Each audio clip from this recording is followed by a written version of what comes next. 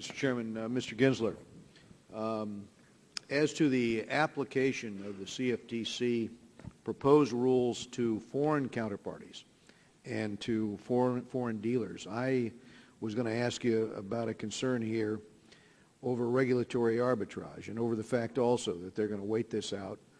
You implement your policies here. We see more and more derivatives business go to Europe.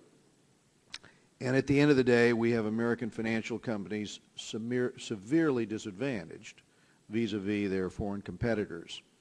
I mentioned in my opening statement that in the long run, onerous rules that are unnecessary will without doubt drive capital to non-U.S. markets. And you've testified here that you're in contact with regulators in Europe. You expect them to follow the American approach, but how do you have those concrete assurances? Do we have a memorandum of understanding with European regulators? Tell me how you assure us of that fact.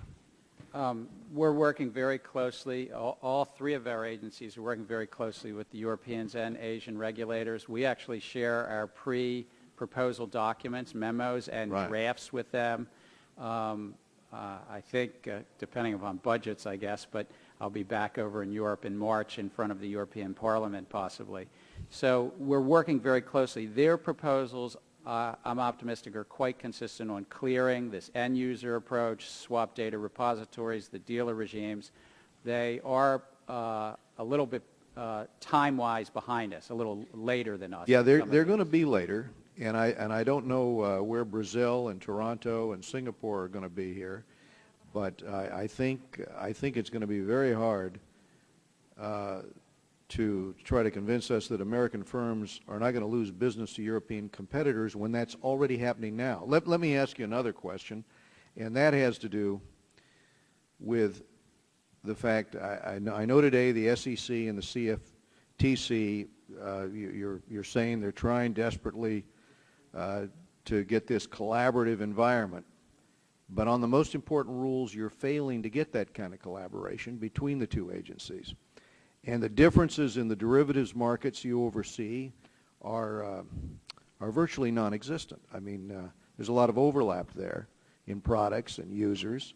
And the fact is that you insist on producing two very different sets of regulations here.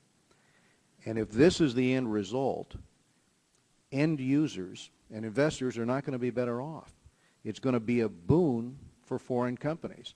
And I'll just give you a few of the, in terms of what's discussed in the business press, real-time reporting, where the agencies have different rules for the definition of what real-time means, block trade definition and reporting time for block trades, the number of data fields that must be reported is different, which entity is tasked with submitting trade information to the public, all different. Second, we've got the block trade definition, where the SEC wisely asks for further public comment and will likely embrace different definitions depending on asset class and liquidity, whereas the CFTC has offered a rigid, one-size-fits-all approach that many argue is overly restrictive. And then third, we have the swap execution facility rules, where the CFTC requires sending a request for a quote to at least 5 liquidity providers. The SEC takes, I think, a more reasonable approach here in allowing the customers to choose how many liquidity providers it requests quotes from. But the bottom line is, it's different in every case. And I'd like your comment on that as well, if you could. I'm happy to comment on that, Congressman.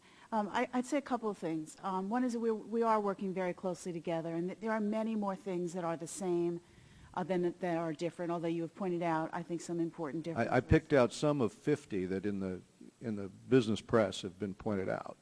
Where they differ. We are still at the proposal stage, so there's lots of opportunity through the comment process and through our extensive meetings with industry and others to bring these rules closer together. And when we propose something, for example, that's different than the CFTC, we actually ask people what would be a better approach. Is the CFTC's approach a better, more realistic approach, or is the SEC approach better, or is there yet a third way to go about dealing with this. I would say also that it's, there is some differences in the markets that we are regulating. The security-based swap markets, which really just represents about 5% of the notional value of the swaps markets, trade quite differently than the interest rate markets do, for example. And so to some extent, the differences in the marketplace will dictate some things that are different. But let me please agree with you, though, that where our rules are going to fall upon institutions that are contracting and working in both markets, it really is incumbent upon us to make them as close to identical as possible so that institutions aren't put under the burden of two separate sets of rules.